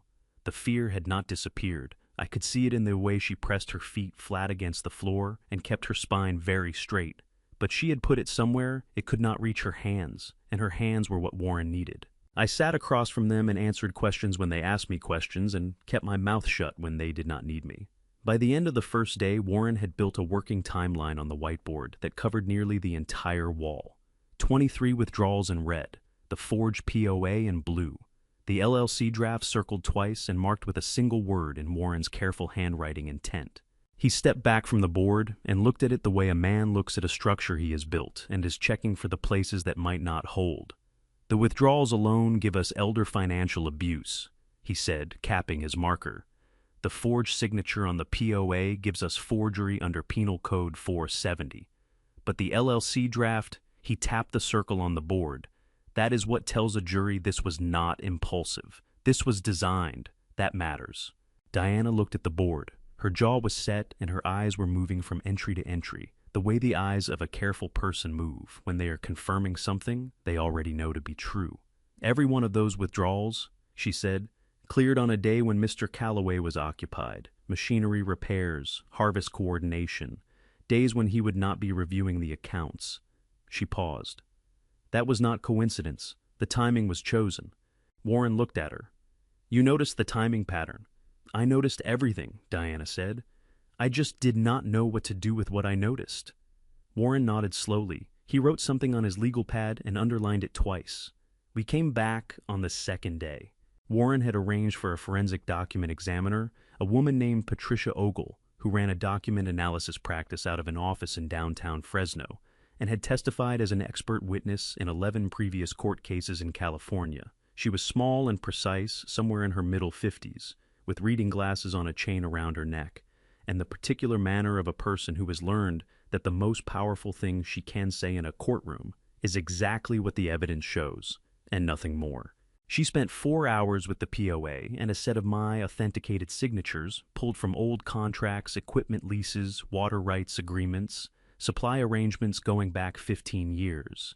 She did not offer opinions. She offered measurements, stroke angles, pen pressure ratios, the pen pressure distribution across the signature, the angle of each stroke, and the way the letters connected or failed to connect in the manner consistent with decades of habitual writing. She used a magnifying lens, a light table, and a digital measurement tool that I did not have a name for and did not ask about. When she was done, she set her written report on the table in front of Warren and took off her reading glasses.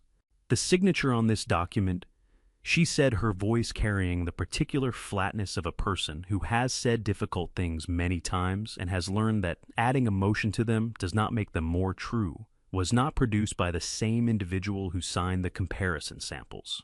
The stroke sequence is consistent with deliberate imitation rather than natural execution. Someone studied this signature carefully, but careful study is not the same as the muscle memory of 64 years. Warren looked at me across the table. I pressed my back teeth together and nodded once. My hands were flat on the conference table, and I kept them that way, pressed down, and still, the way you press a wound. On the third day, Henry came in. He arrived at 9 in the morning, wearing his good flannel shirt and carrying his thermos, which I thought said everything worth saying about Henry Briggs. He looked around Warren's conference room with the unhurried curiosity of a man who does not often find himself in rooms like this one and is not particularly impressed or intimidated by the fact that he is in one now. Warren explained what they needed from him and why that the video, while valuable, required corroboration. because my identification of the voice as my son's could be challenged on the grounds of emotional bias. A father who had been wronged was not from a legal standpoint a neutral witness, an independent person who had recognized the same voice through entirely separate contact, combined with Diana's financial records and Patricia Ogle's forensic report, would build a wall that was substantially harder to knock down. Henry listened to all of it without interrupting. He sat with his thermos in his lap and his pale blue eyes moving from Warren to Diana and back to Warren, taking everything in with the quiet attention of a man who has learned that understanding a situation fully before responding to it is not hesitation, it is intelligence. When Warren finished, Henry was quiet for a moment. Then he looked at me. "I told you once before," he said, his voice low, "and even 20 years ago I testified in a property dispute. Neighbor of mine. Good man." The lawyer on the other side spent 2 days on that stand, making me look like a fool, questioning my eyesight, my memory, my judgment. The man I was trying to help lost everything. His jaw tightened until I could see the muscle working beneath the skin. He lost his land, his family's land, 3 generations of work. Gone. He stopped. I blamed myself for a long time after that. Told myself if I had been smarter or steadier or better prepared, the outcome would have been different. The room held its breath. I leaned forward slightly in my chair. "Henry," I said, keeping my voice quiet and direct, "I am not asking you to win anything. I am not asking you to save this farm. I am asking you to tell the truth about what you heard and what you saw on that county road.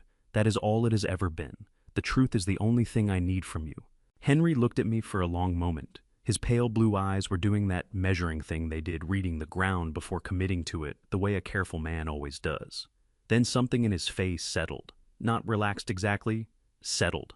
The way a good piece of timber settles when it finds its bearing. He looked down at the thermos in his hands. He turned it once slowly between his palms. Then he set it on the conference table in front of him, a deliberate gesture like setting something down that he had been carrying for a long time, and he straightened up in his chair. "All right," he said.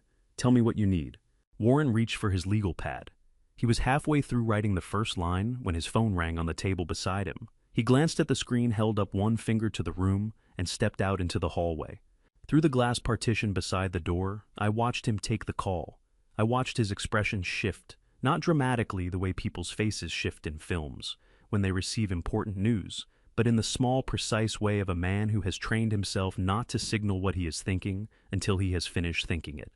A particular stillness came over him, the kind that means the shape of the room has just changed. He came back in. He closed the door carefully behind him. Diana looked up from her notes. Henry looked up from the table. Warren looked at me. "Arthur," he said, "Michael filed a petition for conservatorship with Fresno County Superior Court this morning. His attorney hand-delivered the filing at 8:45. Diana's hand went to her mouth. The sound she made was very small and very sharp, like something that had been under pressure for a long time and had finally found a way out. Henry looked at me steadily. He did not say anything. He did not need to. I kept my eyes on Warren. My chest had gone very still the way it goes. Still when the thing you have been preparing for stops being theoretical. "How long do we have?" I asked. "The court has scheduled a preliminary hearing in 18 days. Warren pulled out his chair and sat back down with the decisive movement of a man who has shifted from the preparation phase into something that has an actual deadline attached to it. 18 days is enough time, but we start moving today, this afternoon." He picked up his pen. He looked at the whiteboard, and then he looked back at the table. "There is one more person we need to talk to." He opened a new page on his legal pad. He wrote a name at the top and underlined it. "Let's talk about Craig Whitfield," he said.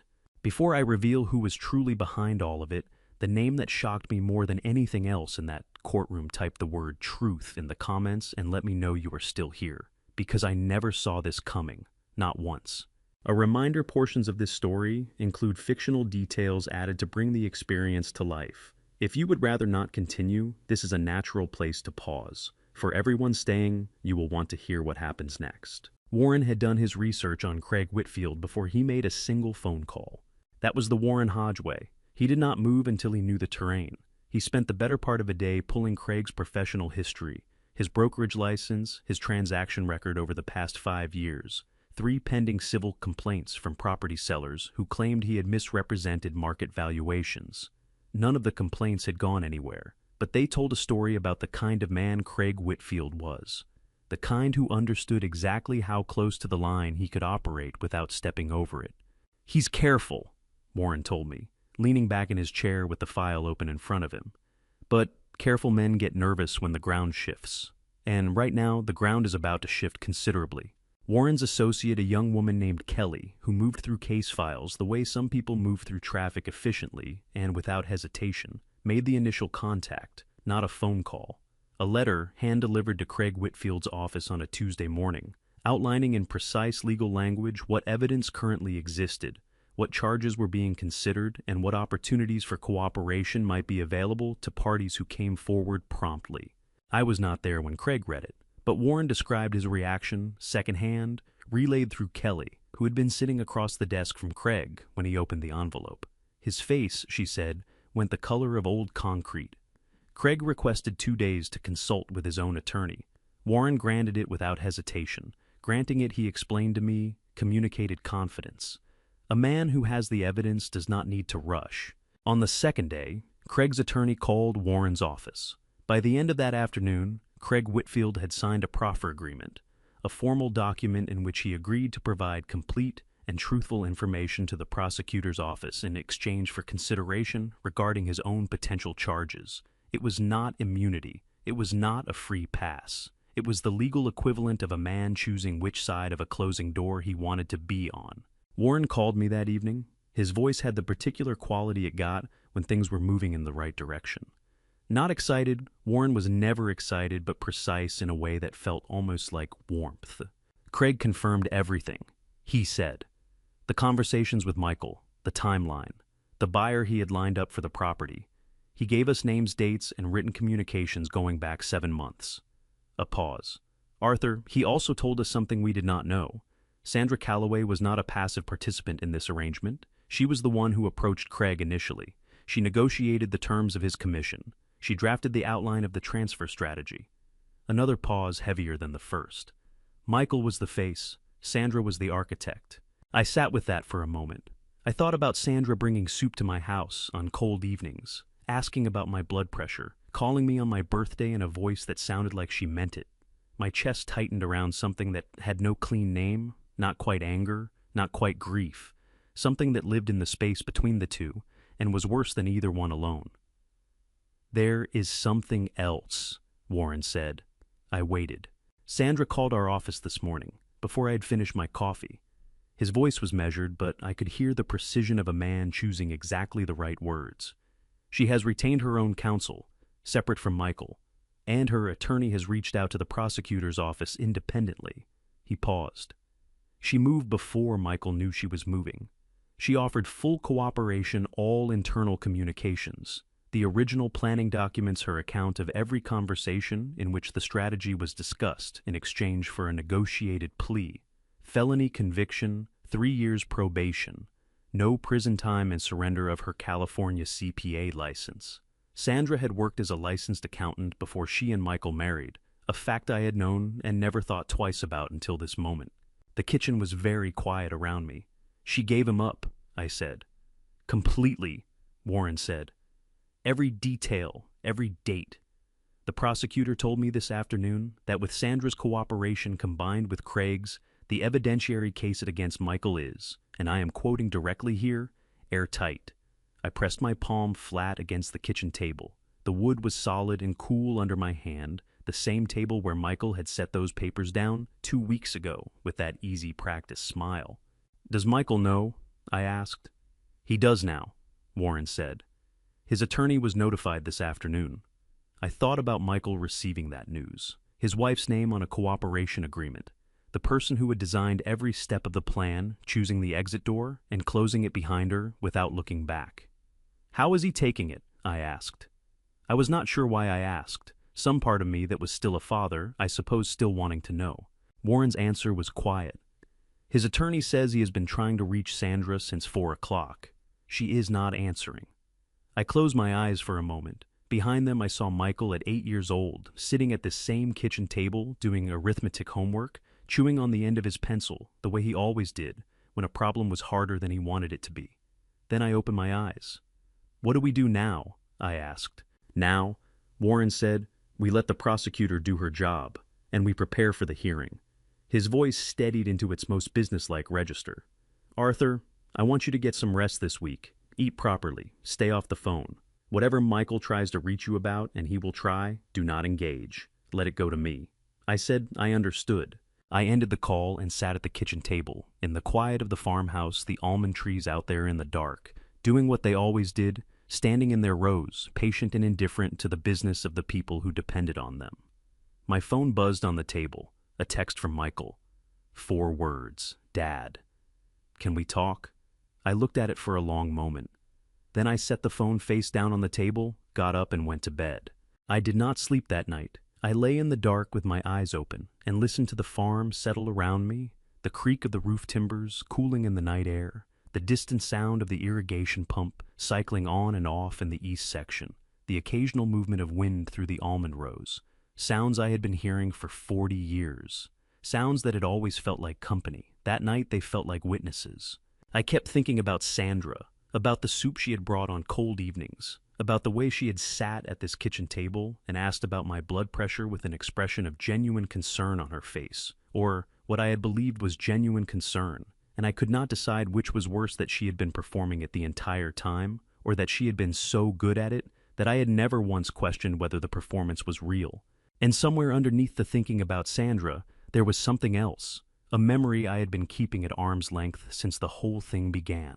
A night 2 weeks before I met Henry Briggs on that county road that I had not allowed myself to look at directly until now. I want to tell you about that night, because I think you need to understand how close it came. It was a Thursday about 3 weeks before I stopped on that county road to help Henry Briggs. The fog had come in low off the valley floor, the kind that sits on the ground and makes the whole world feel like it ends at the tree line. Michael had come for dinner, Sandra too that time, which was not usual, and should have told me something, though I did not see it then.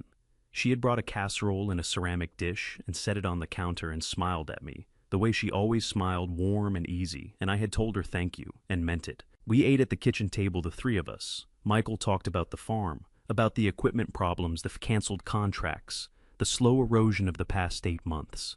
His voice was gentle the whole time, careful and quiet, like a man talking to someone he was worried about.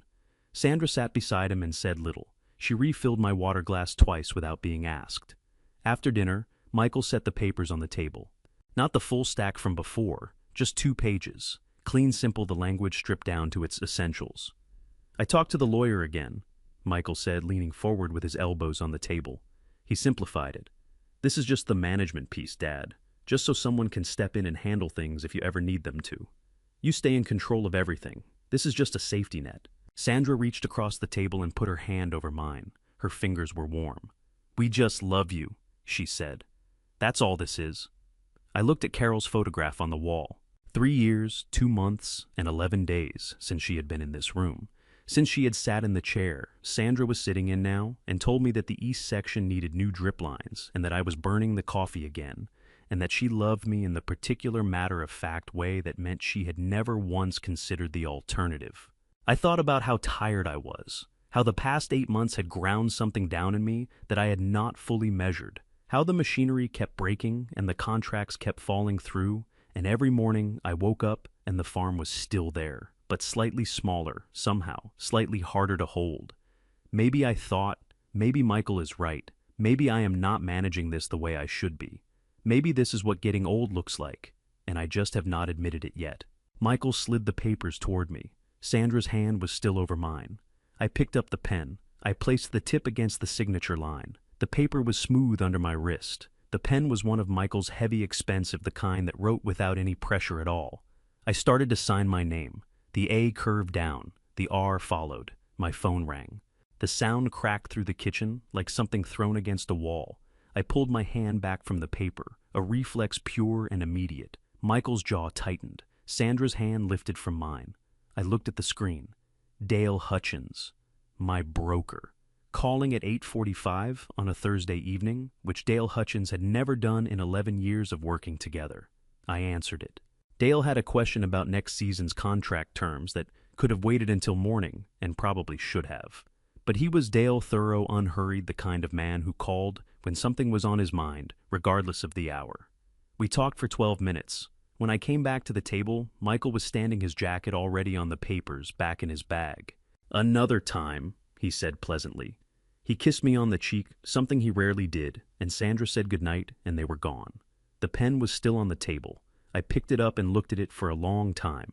Then I put it in the kitchen drawer and went to bed and did not think about those 2 pages again until the night I found the envelope in my office and held the POA under the desk lamp and saw my own name written in a hand that was almost mine, but not quite.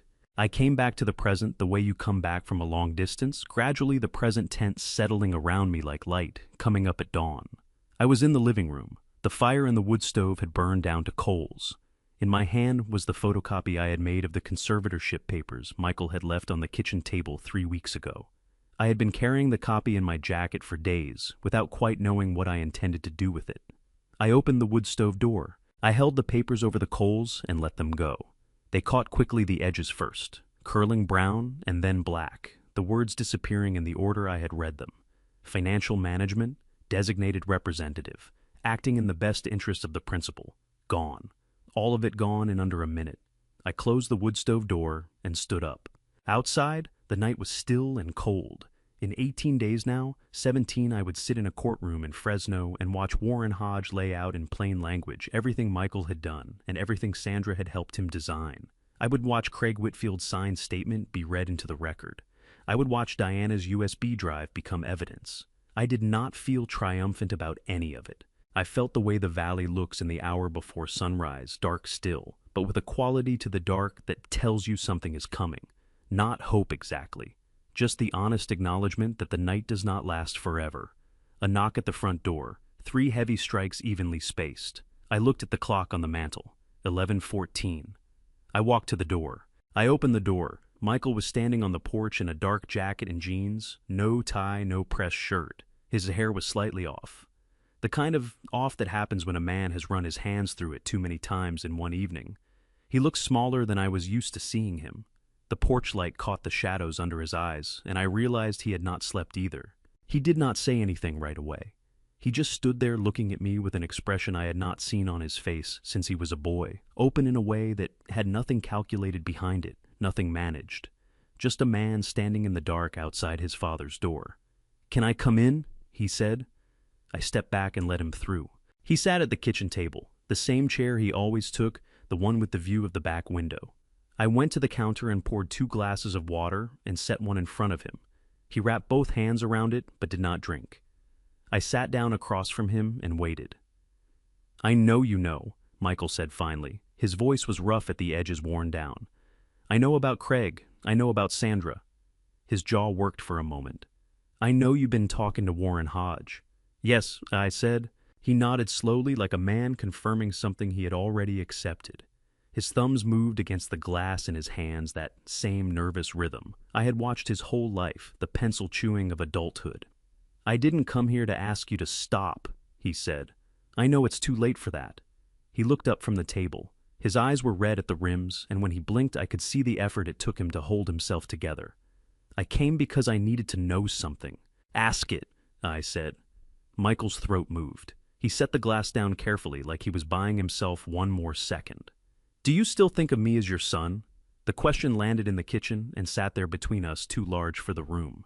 My chest ached with the specific pain of a man who loves someone he cannot protect. Not from the law, not from consequence, not from the choices that person made, with full knowledge of what they were doing. I felt it move through me, like a current, the love and the grief tangled together so completely that pulling one free would destroy the other. "You are my son," I said. "That doesn't change because of what you did." Michael's chin dropped toward his chest. His shoulders pulled in. A sound came out of him low and compressed, the sound a man makes when he has been holding something for too long and his body simply gives out. His hands pressed flat on the table and he bent forward over them, his breath coming in hard and uneven. I did not go to him. I wanted to. Every instinct I had as a father pulled toward it. But I stayed in my chair because the love I had for my son and the thing he had done were 2 separate facts, and I could not let one cancel the other. When he straightened back up, he wiped his face with the back of his hand, a hard, rough motion, like he was angry at himself for breaking. "I'm sorry, Dad," he said. His voice was wrecked. I know that doesn't fix anything. No, I said, it doesn't. He nodded. He picked up his glass, took one sip, and set it back down. Then he stood up, pushed the chair back, and walked to the door. At the threshold, he stopped. He did not turn around. I told myself it was for us, he said quietly, that the farm was worth more developed than it was the way you were running it, that you were getting old and couldn't see it. A pause. I think I just wanted it to be easy. And I convinced myself that wanting it to be easy was the same as being right. I looked at the back of my son's head, at the shoulders I had watched grow wide over 60 years, at the jacket that cost more than my first truck. Go home, Michael, I said. He went. I locked the door, stood in the kitchen for a moment with my hand still on the deadbolt. Then I walked through the house and out the back and into the dark of the farm. The almond trees were black shapes against a sky full of cold stars. I walked to the oldest one, the one Carol and I had planted the first spring we owned this land, and I sat down at its base with my back against the bark. I talked to Carol for a long time, not out loud. Just the way you talk to someone who is not there anymore, in the part of your mind that still sets a place for them at the table. I told her what had happened, all of it. I told her I was tired and that I missed her, and that the farm was still standing, and that I intended to keep it that way. The stars moved overhead the way they always did, indifferent and permanent, and somehow comforting in their indifference. I sat there until the cold came up through the ground and into my bones. Then I stood, pressed my hand once against the bark of that old tree, and walked back to the house. Tomorrow was coming, whether I was ready or not. I was up at 4, not because the alarm told me to, because my body understood that this was not a morning for sleeping past the dark. I lay in bed for a few minutes first, staring at the ceiling the way I had stared at it for most of the past 3 weeks, not seeing it, just letting my eyes rest somewhere while my mind did what it needed to do. The farm was quiet around me. The irrigation pump had cycled off sometime after midnight and not come back on. The wind had died. There was just the silence of the property in the deep hours before dawn, the kind of silence that is not empty, but full of the 40 years of work pressed into the soil outside, full of the weight of what the next several hours were going to ask of me. I got up. I made coffee. I drank it standing at the kitchen window, watching the almond rose emerge slowly from the night as the sky behind the ridge began its slow turn from black to the particular dark blue that comes just before gray. I had stood at this window 10,000 mornings. This one felt different in a way I could not explain and did not try to.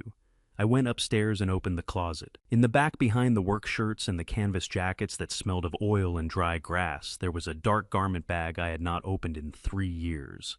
I unzipped it slowly. Inside was the suit Carol had bought me for our youngest nephew's wedding 11 years ago.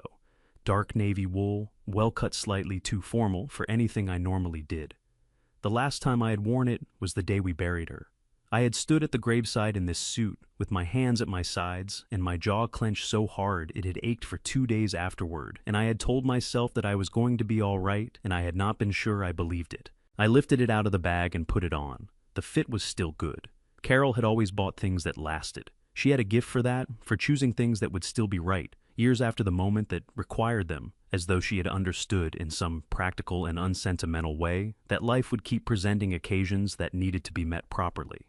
I stood in front of the bathroom mirror and looked at myself for a long moment. 64 years old, hands that had split fence posts and pruned trees and hauled irrigation pipe across 340 acres for 4 decades. A face that showed every year of it, the lines, the weathering, the particular set of a man's jaw when he has made peace with hard work and has not made peace with much else lately. I did not look like a man who belonged in a courtroom. I looked like a man who belonged in a field. I decided that was all right. It was honest, at least. And if there was one thing I was bringing into that building today, it was every honest thing I had ever done on this land. I went downstairs, picked up the sealed file folder. Warren had prepared for me my copy of the full evidentiary package organized by exhibit number, tabbed and labeled, in the careful way of a man who had done this many times and understood that precision was a form of respect for the process, and walked out the back door. I walked the farm, not to check anything, not to inspect the irrigation lines or count the remaining yield in the east section or look for damage along the fence line, just to walk it the way my father had walked it before me, and his father before him, as a man who belonged to a piece of ground and wanted the ground to know he was still there, that he had not given up on it, that whatever happened in a courtroom in Fresno today, he intended to come home. I ran my hand along the bark of the oldest tree as I passed it, the one Carol and I had planted the first spring we owned this land, the one at whose base I had sat last night in the dark, talking to her, in the part of my mind that still set a place for her at the table. The bark was cold and rough and absolutely solid under my palm, the way it had been every morning of the past 4 decades, the way it would be the morning after this one and the morning after that. That helped more than I expected it to. I got in the truck at 7:15 and drove to Fresno. The valley was spread out around me in the early morning light, the fields gold and gray, and still the sky coming up clean and cloudless. The Sierra Nevada sitting blue and enormous on the eastern horizon, the way it always did, permanent and indifferent and vast in a way that made a man's troubles feel correctly sized. I drove with the radio off. I did not need noise. I had enough to carry already. I found the parking lot of Fresno County Superior Court at 8:40.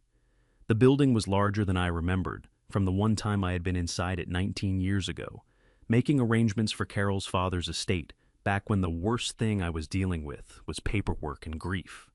Gray concrete and glass American flags, out front snapping in the morning wind, the particular institutional stillness of a place where serious things were decided every day by people who had learned not to be moved by them. I sat in the truck for a moment and looked at the entrance. Then I heard a knock on the passenger window. Henry Briggs was standing beside the truck in his good flannel shirt, the same one he had worn to Warren's office on the 3rd day, holding his thermos in one hand and raising the other in a small, unhurried wave. His pale blue eyes were steady and calm, the eyes of a man who had decided something and was not going back on it. I unlocked the door. He climbed in without ceremony the way Henry did most things. He unscrewed the thermos cap, poured 2 cups, and handed one to me without asking whether I wanted it. I took it. The coffee was the same as it had always been, strong, slightly overbrewed, exactly right. The coffee of a working man who had never seen the point of making it fancy.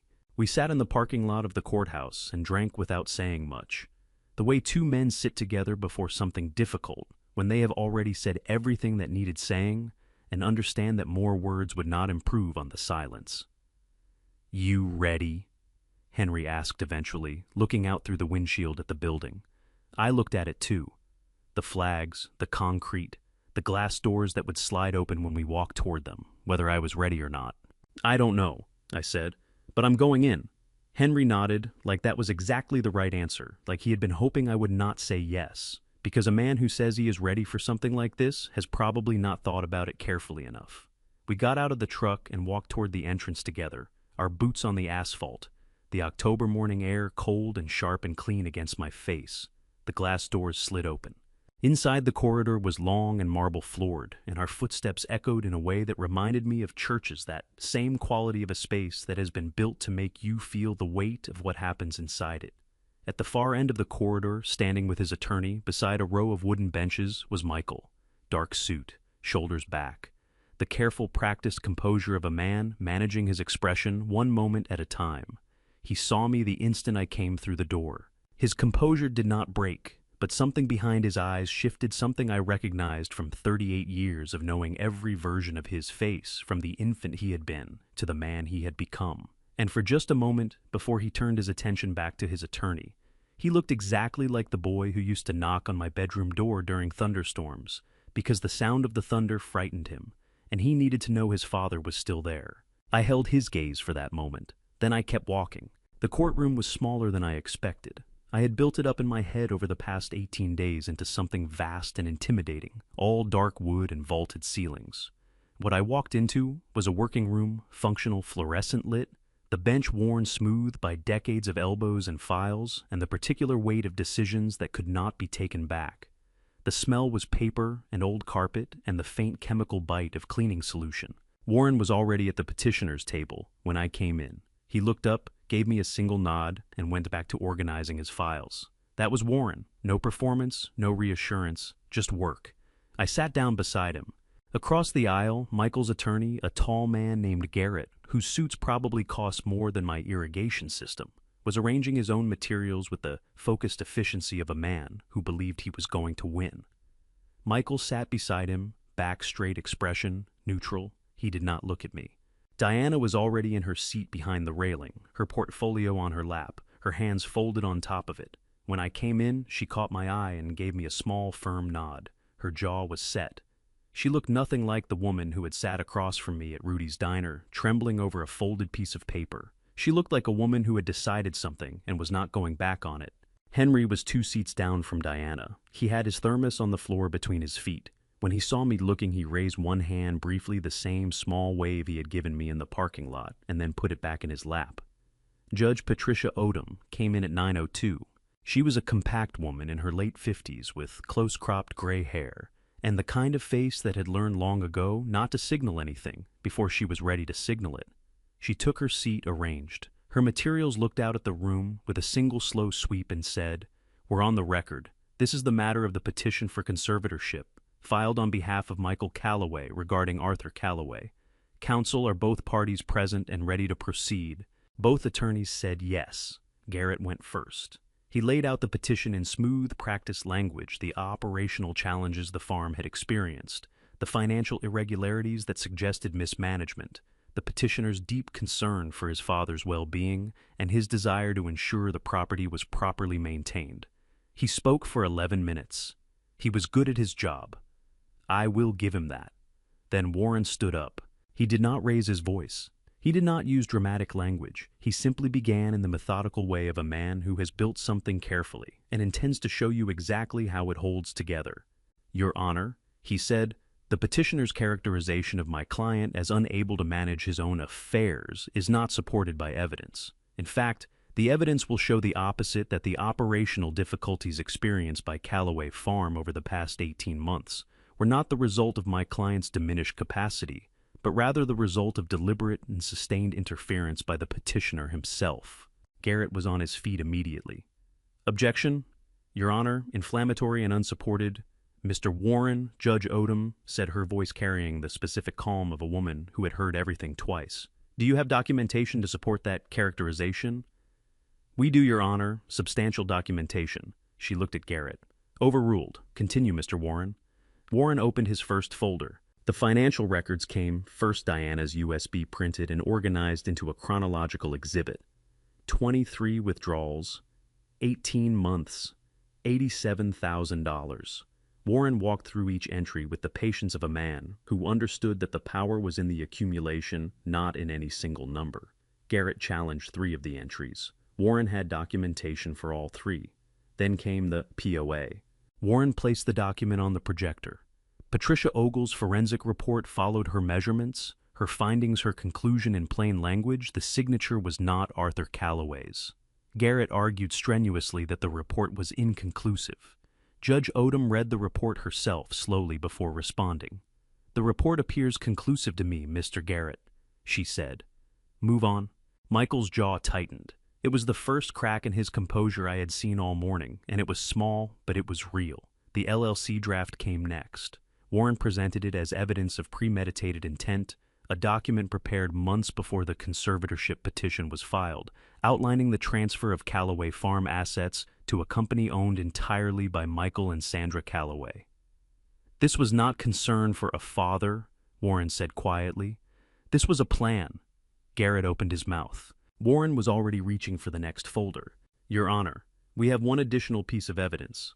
A sworn statement from Craig Whitfield, licensed real estate broker, who was retained by the petitioner to facilitate the sale of Calloway Farm properties contingent on the successful transfer of asset control." He placed the document on the table. "Mr. Whitfield has entered into a cooperation agreement with the Fresno County District Attorney's Office. His statement is attached as Exhibit 7. The room went very quiet. Michael leaned toward Garrett and said something in a low, urgent voice. Garrett put a hand on his arm, the practiced gesture of a lawyer managing a client who was starting to understand that the morning was not going to go the way they had planned. At the back of the room, a man I had noticed sitting alone since the proceedings began, gray suit, no tie, a yellow legal pad on his knee, stood up slowly.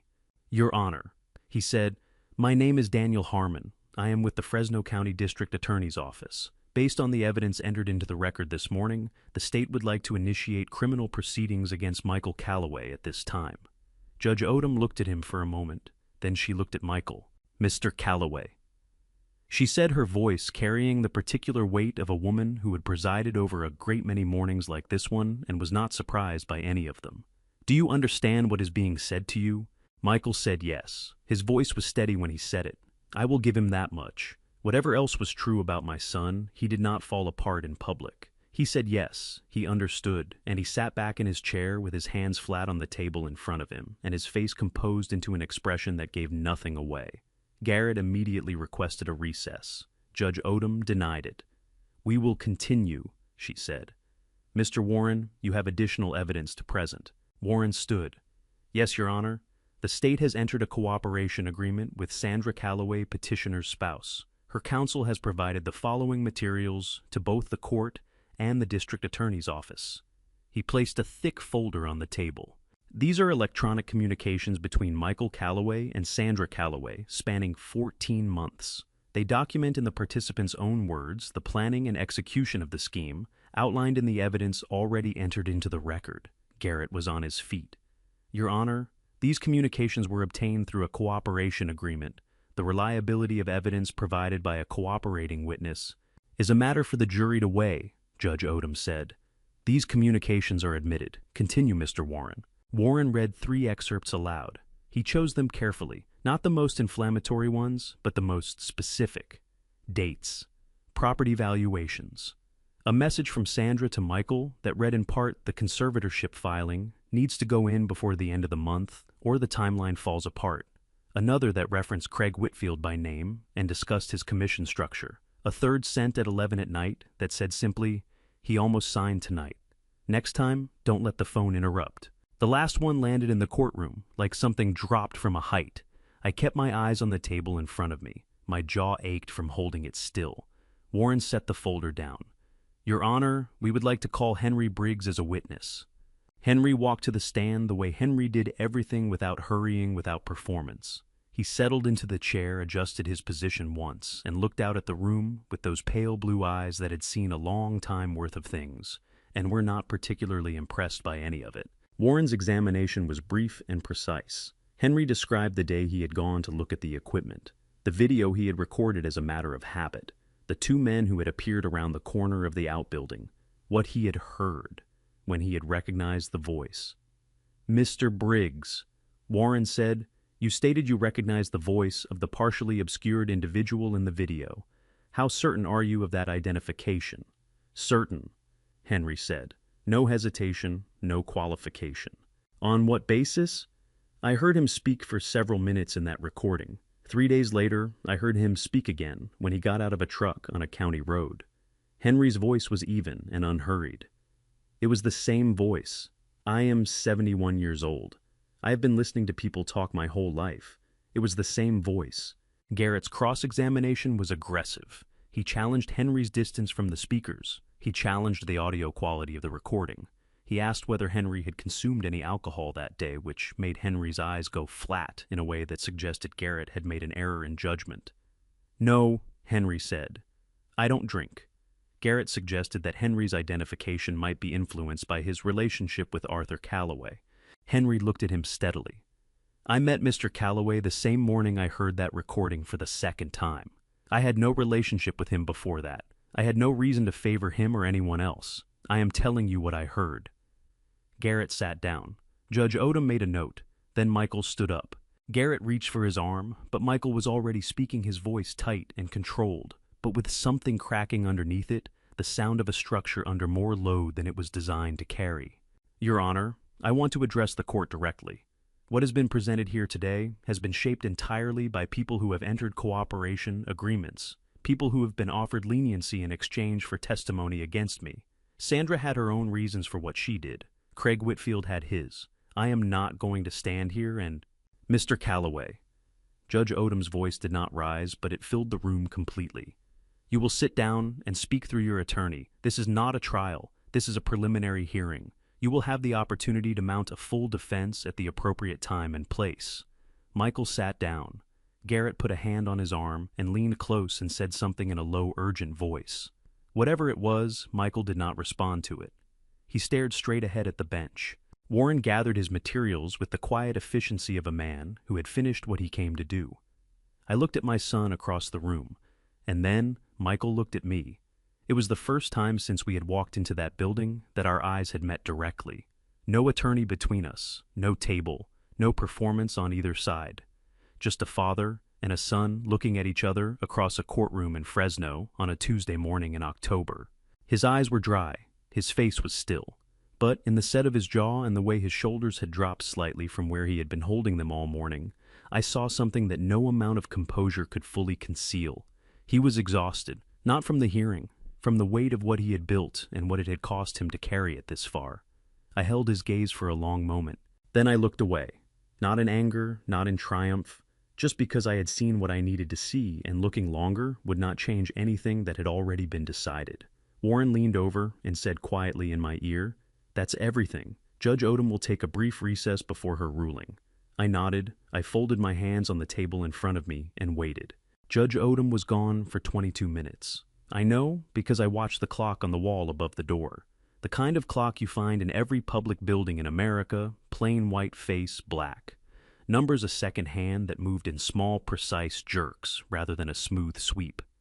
I watched it move through 22 full minutes and tried not to think about anything at all, which is one of the hardest things a person can do. Warren sat beside me without speaking. He had a legal pad in front of him, but he was not writing on it. Henry was still in his seat behind the railing. Diana had her hands folded in her lap and was looking at a fixed point on the wall that I suspected she was not actually seeing. Michael sat at the other table with Garrett. Neither of them moved much. At 9:54, the door beside the bench opened and Judge Odom came back in. Everyone stood. She settled into her chair, opened the folder in front of her, and looked out at the room. In the matter of the petition for conservatorship filed by Michael Calloway regarding Arthur Calloway, she said, her voice carrying the unhurried authority of a woman who had said difficult things in this room for many years and had learned to say them clearly, "The petition is denied." She continued before anyone could react.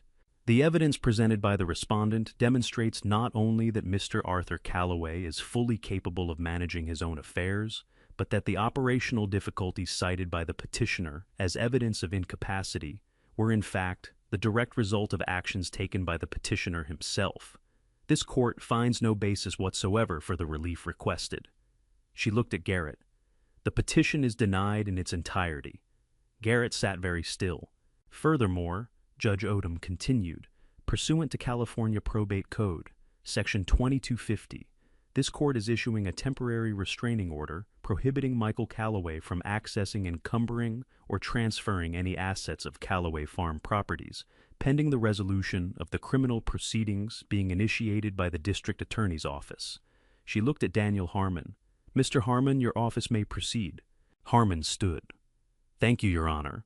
The state will be filing formal charges of elder financial abuse under California Welfare and Institutions Code, Section 15610.30, and forgery under California Penal Code, Section 470, against Michael Calloway.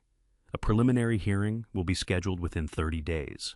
Judge Odom nodded. She closed her folder. "Mr. Michael Calloway, you are advised to remain available to the court and to have counsel present for all future proceedings." She looked at him directly. "This court is adjourned." She stood. Everyone stood. And then it was over. Michael and Garrett spoke in low, urgent voices for a moment. Then Garrett gathered his files and Michael stood and straightened his jacket with the automatic motion of a man whose hands needed something to do. He did not look at me.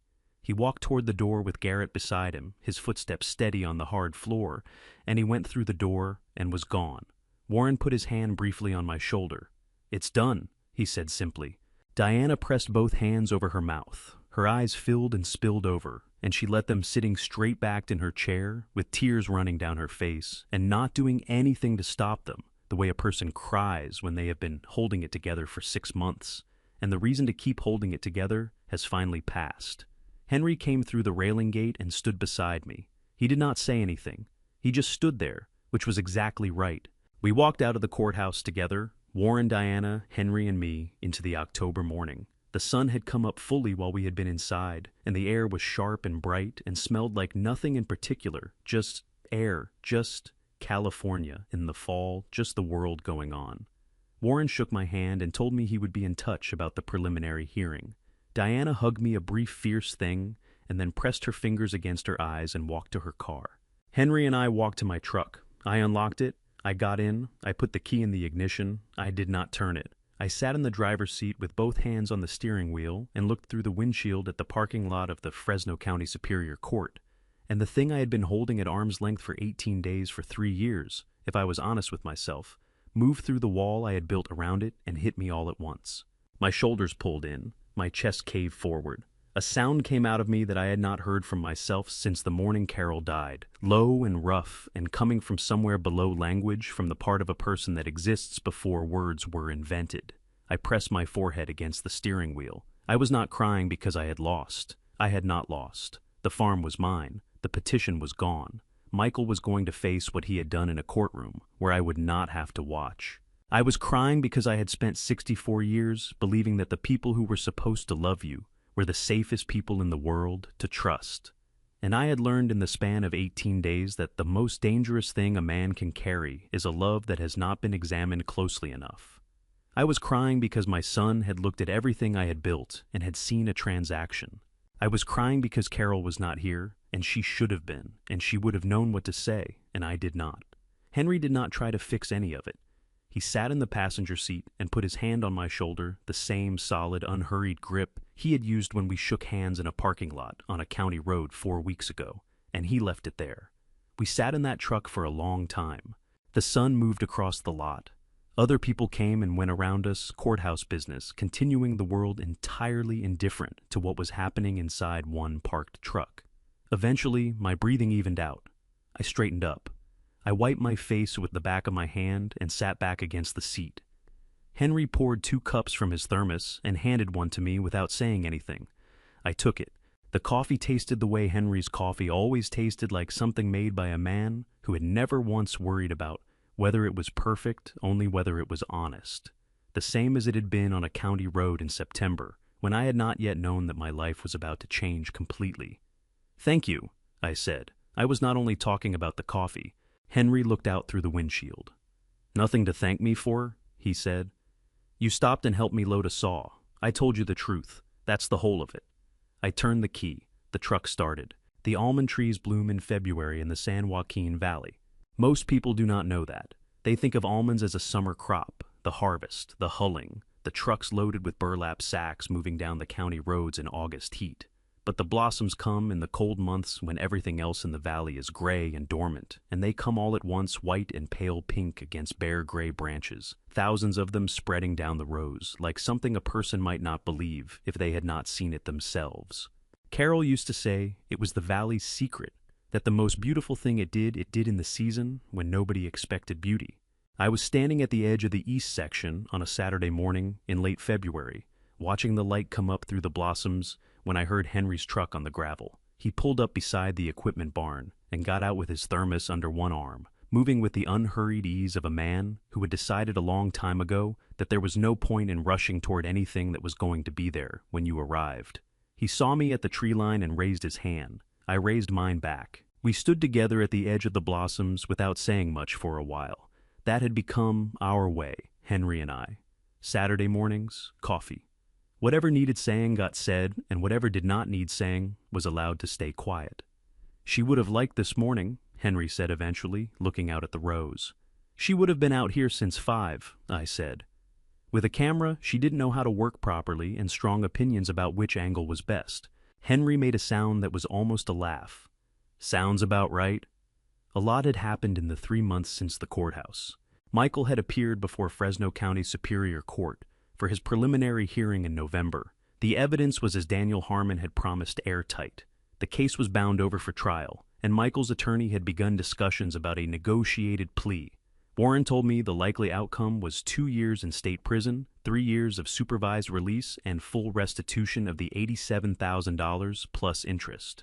I had not attended the preliminary hearing. Warren told me I did not need to be there, and he was right. Sandra had completed her plea agreement. Felony conviction, 3 years probation, her California CPA license surrendered to the Board of Accountancy.